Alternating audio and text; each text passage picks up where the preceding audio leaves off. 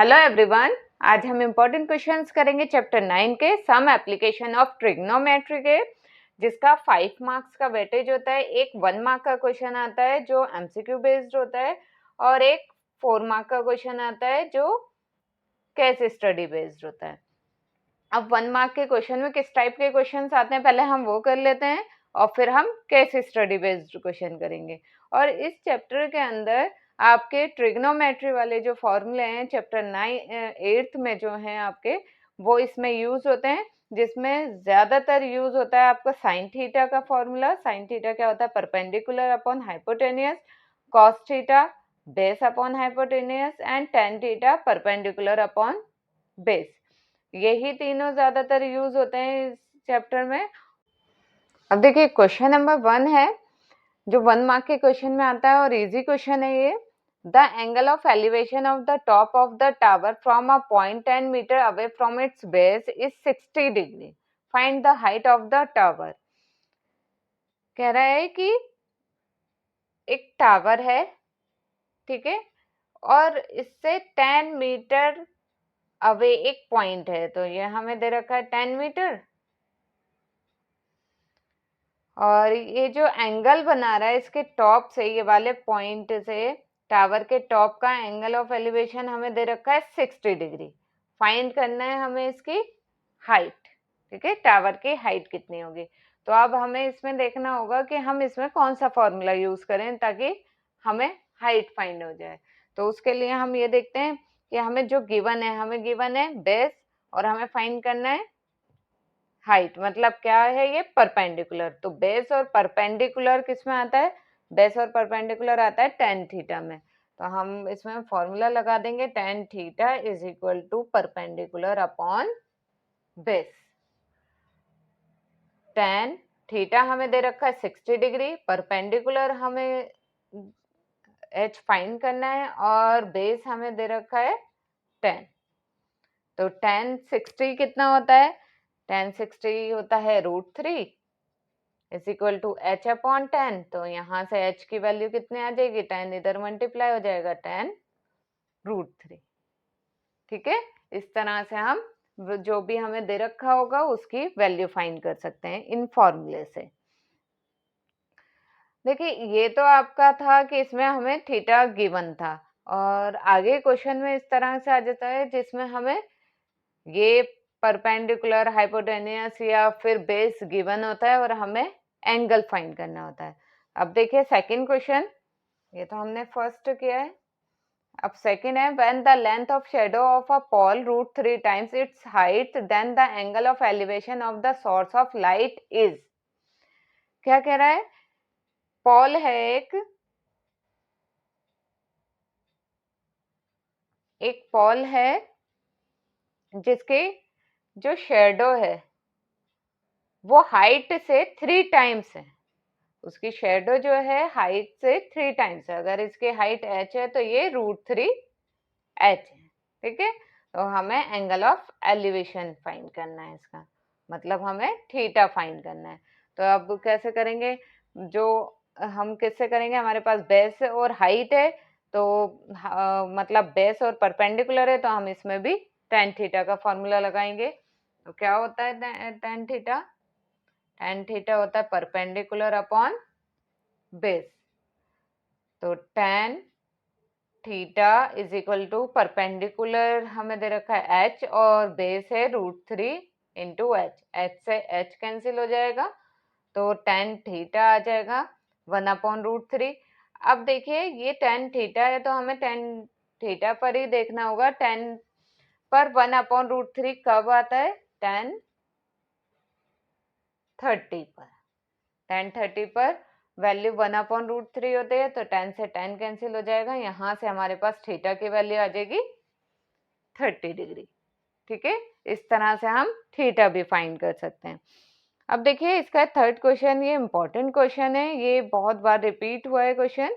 If Paul is 6 meter high, cast a shadow 2√3 meter long on the ground, then the sun elevation is। अब देखिए ये भी इसी तरह का क्वेश्चन है। एक पॉल है जिसके हमें हाइट दे रखी है और इसकी शेडो भी हमें दे रखी है। शेडो की लेंथ है 2√3 मीटर लॉन्ग। ठीक है, अब हमें इसका सन का एंगल ऑफ एलिवेशन फाइंड करना है, मतलब थीटा।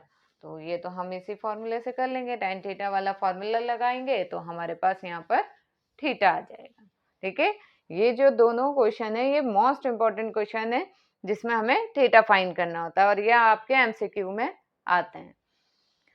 अब है fourth question. A ladder 15 meter long just reach the top of vertical wall।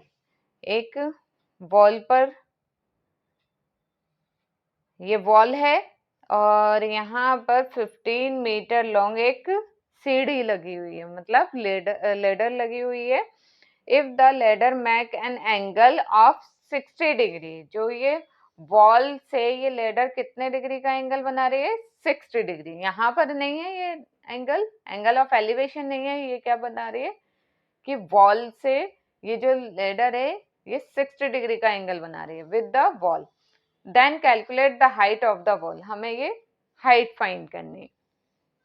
अब पहले हम क्या करेंगे, हम पहले इसका एंगल ऑफ एलिवेशन फाइंड कर लेंगे। ये तो कितना होगा? 90 डिग्री होगा। तो एंगल सम प्रॉपर्टी से हम ये एंगल फाइंड कर लेंगे। ये वाला एंगल कितना आएगा?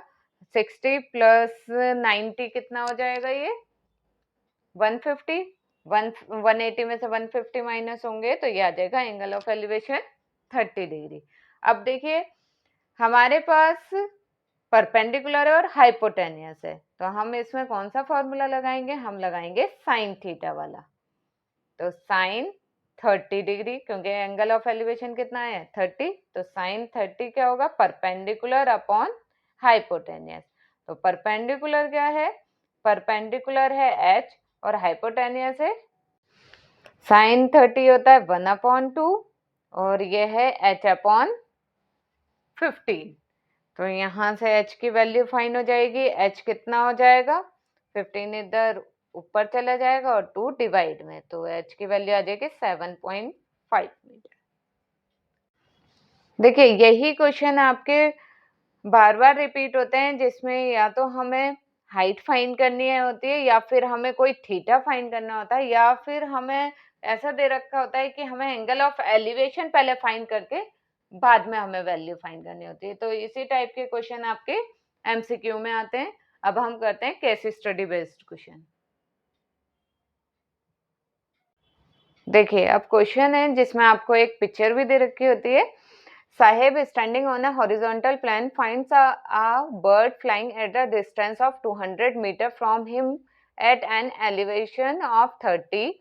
Above, standing on the roof of 50-meter high building, find the angle of elevation of the same bird to be 45 degree. Sahib and Above are on opposite sides of the bird. अब first question पहले पढ़ते हैं हम इसका। First question है draw a well level diagram. चलिए हम इसका डायग्राम बनाते हैं। Saheb standing on a horizontal plane. Saheb horizontal plane पर खड़ा है तो एक लाइन ड्रॉ कर लेते हैं। यहाँ पर साहेब खड़ा है। Find a bird flying at a distance of 200 metre from him. यहाँ पर कहीं एक बर्ड है जो इससे 200 मीटर के डिस्टेंस पर है, तो यहाँ पर बर्ड का डिस्टेंस कितना आ जाएगा? 200 metre at an elevation of 30 degree. तो कितना एंगल ऑफ एलिवेशन कितना बन रहा है? 30 degree. Above standing on the roof of 50 metre high building, और अबव जो खड़ा है वो 50 मीटर हाई बिल्डिंग के छत पर खड़ा है। तो हमें तो पता है अगर यहाँ पर साहेब है तो उसके अपोजिट में अभव होगा, क्योंकि हमें ये पता रखा है Saheb and Abhav are opposite sides of the bird. Bird के अपोजिट साइड्स पर है। तो यहाँ पर बिल्डिंग है, 50 मीटर हाई बिल्डिंग है, उसके रूफ पर यहाँ पर खड़ा है। Find the angle of elevation of the same bird to be 45 degree.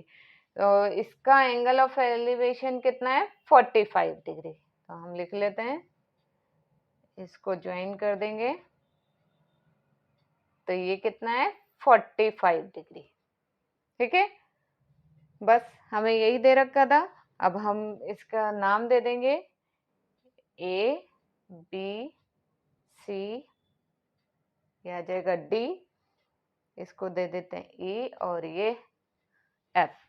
ठीक है, हमें जो फर्स्ट पार्ट दिया गया था उसका आंसर यही होगा, हमें ये डायग्राम बनाना था। अब सेकंड है, find the height eight which the bird is flying from the ground. हमें हाइट फाइंड करनी है eight which the bird is flying from the ground. तो जहां से बर्ड फ्लाइंग कर रही है, ग्राउंड से हमें बर्ड का हाइट फाइंड करनी है, कितनी ऊंचाई पर वो फ्लाइंग कर रही है। अब देखिए, हमें फाइंड करना है डीबी। डीबी फाइंड करने के लिए हम ये वाला ट्राइंगल ले लेंगे। इस ट्राइंगल में देखते हैं, सेकंड में हम लेंगे इन ट्राइंगल एबीडी में। एबीडी में अब ये देखिए, हमारे पास हाइपोटेनियस है और हमें परपेंडिकुलर फाइंड करना है, तो हम इसमें लगा देंगे साइन थीटा वाला formula, perpendicular upon hypotenuse. Sine, ये हमें थीटा दे रखा है 30 डिग्री, परपेंडिकुलर हमें डीबी फाइंड करना है, बर्ड की हाइट, और हाइपोटेनियस हमें दे रखा है 200। ठीक है, साइन 30 क्या होता है, 1/2 dB अपॉन 200, और यहाँ से dB कितना हो जाएगा, 200/200 मीटर। ठीक है, था ना कितना इजी क्वेश्चन। अब क्या कह रहा है, अगर आप ये डायग्राम सही बनाएंगे तो आप अपने और भी जो इसके पार्ट्स होंगे उसको इजीली कर पाएंगे, नहीं तो आपका यहीं पर ही आंसर गलत हो जाएगा। अब देखिए, थर्ड पार्ट में कह रहा है find the distance of above from the bird. हमें डिस्टेंस फाइंड करना है, मतलब हमें ये फाइंड करना है। इसको फाइंड करने के लिए हम क्या करेंगे, पहले हमारे पास ये होनी चाहिए इसकी लेंथ, डीई की लेंथ। तो थर्ड पार्ट करने के लिए हमारे पास डीई की लेंथ होनी चाहिए। डीई कितना होगा, डीबी में से ये माइनस कर दें, ये कितना है 50, तो ये भी 50 मीटर होगा। अगर इस पूरे में से 50 माइनस कर देंगे, डीई आ जाएगा। पूरा कितना आया हमारा 100। ठीक है, 100 में से 50 माइनस करेंगे, कितना आ जाएगा 50 मीटर, मतलब ये कितना होगा 50 मीटर। तो फिर हम फॉर्मूला लगा देंगे इन ट्राइंगल डीई एफ में, जिसमें हमारे पास परपेंडिकुलर है और हाइपोटेनियस हमें फाइंड करनी है। तो इसमें भी हम साइन थीटा का फॉर्मूला लगाएंगे, साइन 45 इज इक्वल टू क्या होता है, परपेंडिकुलर अपॉन हाइपोटेनियस। परपेंडिकुलर कितना है डीई और हाइपोटेनियस है डीएफ। साइन 45 कितना होता है 1/√2 इक्वल टू डीई हमारा है 50 अपॉन डीएफ हमें फाइंड करना है। ठीक है, अब देखिए डीएफ हमें फाइंड करना है, तो इसको तो हम इधर ले जाते हैं और √3 इधर, तो डीएफ आ जाएगा 50√2। ठीक है, अगर आपको √2 की इसमें वैल्यू गिवन दे रखी है कि आपको √2 की वैल्यू 1.414 ये रखनी है, तो आप यहाँ पर √2 की जगह रखेंगे 1.414। अगर नहीं दे रखी तो आप यहीं पर ही आंसर छोड़ देंगे। ठीक है, और अगर हम इसको सॉल्व करते हैं तो ये आ जाएगा 70.7 मीटर। मैंने आपको ये वाला क्वेश्चन पूरा सॉल्व करके दिखा दिया है। आपको मेरी वीडियो पसंद आई हो तो please like, share and subscribe my channel. Thank you.